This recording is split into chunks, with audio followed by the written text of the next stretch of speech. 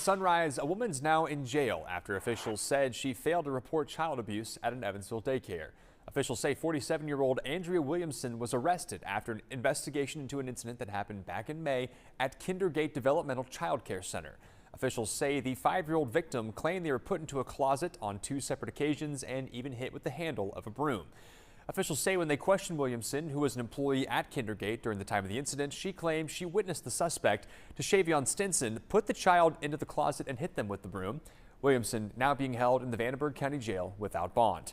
As of this morning, we can see that Stinson is charged with neglect of a dependent, resulting in bodily injury, as well as battery on a person less than 14 years old. However, she is not showing up in the jail at this time.